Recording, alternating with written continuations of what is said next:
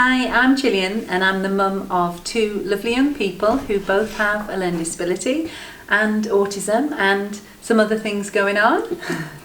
And I'm Shona. I'm mum to Michael, who's 22. He's got Rubinstein-Taby syndrome, which is basically severe learning difficulties. And he's also got autism. He doesn't talk. He uses Makaton. Hello. And that's Makaton signing. And he goes to a specialist college in Newcastle.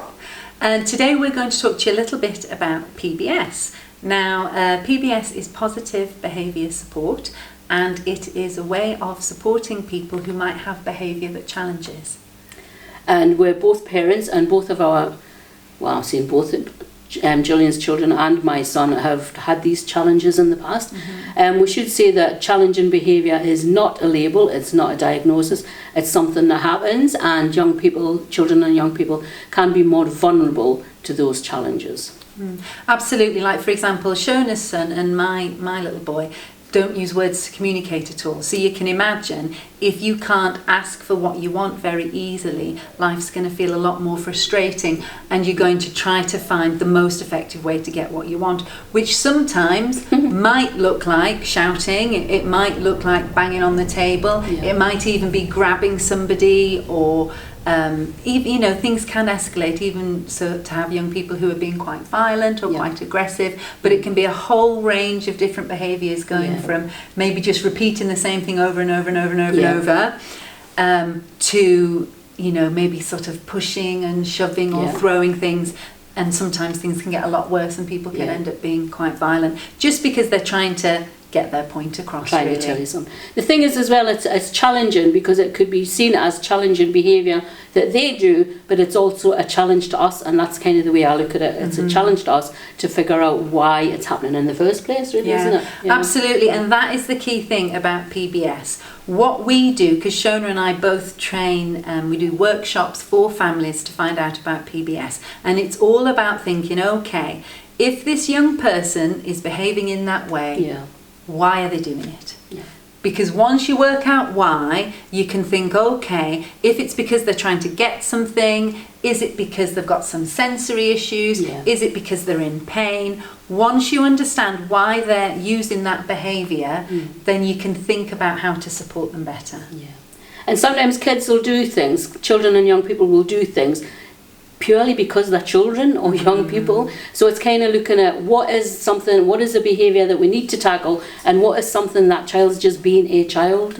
Because sometimes with kids with learning difficulties like ours, you kind of overthink it. You think that must be the autism, that must be the Rubinstein-Taby or whatever, and sometimes it's just the child being a child. So it's unpicking what's the child being a child or what's the behaviour thing. Absolutely.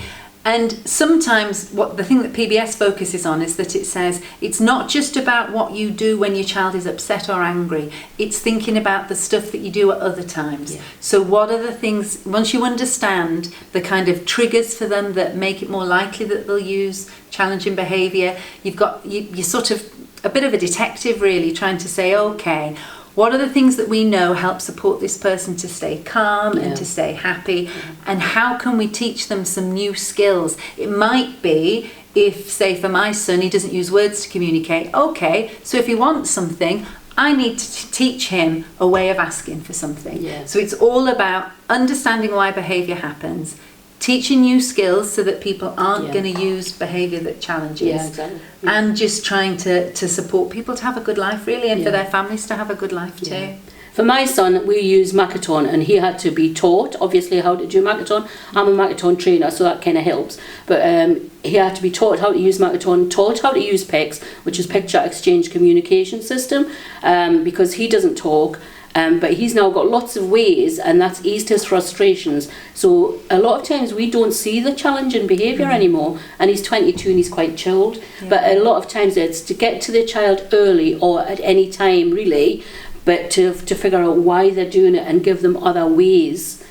And looking at the positives behind things, isn't it? Making their life as good as you possibly can get it, because they don't want to be doing all of this stuff, and you don't want them to be doing all of this stuff. So it's trying to get to the bottom of why things are happening and sort that out. Sometimes it's sorting out school and things and other things as well, but it all works towards the same end, doesn't it? Yeah. And certainly what I would say, I'd echo what Shona says, that using those kind of strategies and really working hard on trying to understand why your child might be using this behaviour, you'd be amazed. Sometimes in the middle of it you can feel a bit hopeless and a bit helpless, like what am I going to do? But actually, if you get the chance to find out about PBS or to go on a course, it's really worthwhile, because certainly my family life is completely different to how it used to be, because I just feel I understand where the kids are coming from a lot more, I can support them a lot better, and we're all just happier, really. Life and we're just mums, and we just do this, and we do the training for other parents.